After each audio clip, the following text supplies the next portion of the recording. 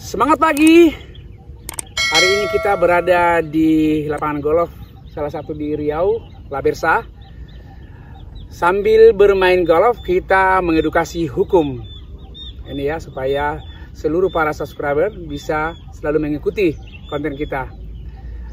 Materi kita hari ini pembahasannya tentang ajas pembentukan undang-undang.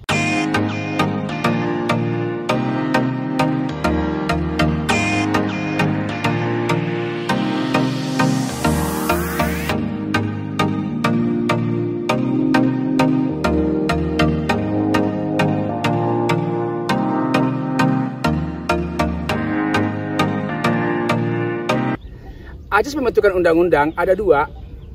Ajas pembentukan undang-undang secara konvensional, yaitu yang terdapat dalam KUHP, itu adalah memberikan deteren efek kepada person atau dader, baik pelaku turut melakukan atau orang yang mengiming hadiah untuk melakukan suatu tindak pidana.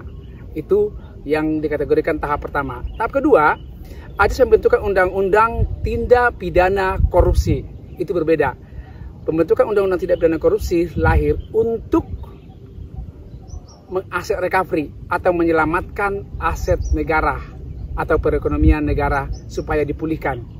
Dalam hal pembentukan undang-undang tindak pidana korupsi, inilah yang harus selalu ditekankan supaya seluruh aset negara dapat dipulihkan. Untuk memulihkan ini ada dua instrumen. Yang pertama, instrumen pertama dengan cara pidana, yaitu dengan cara melakukan proses penyidikan sampai putusan ke pengadilan.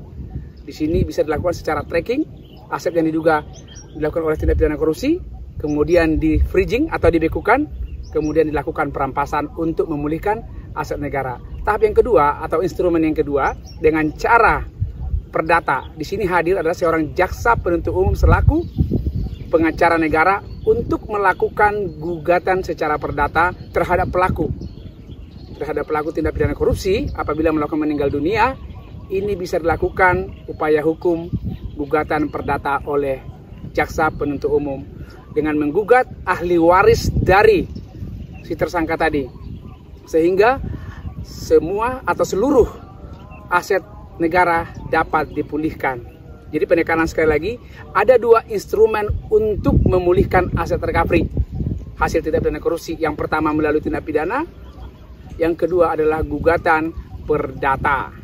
Inilah yang perlu ditekankan oleh seluruh para law enforcement atau penegak hukum, baik dari kepolisian, kejaksaan, KPK, untuk melakukan proses penyidikan dengan profesional, transparan, dan akuntabel. Sampai di sini edukasi hukum kita hari ini. Sampai jumpa minggu depan. Salam sukses.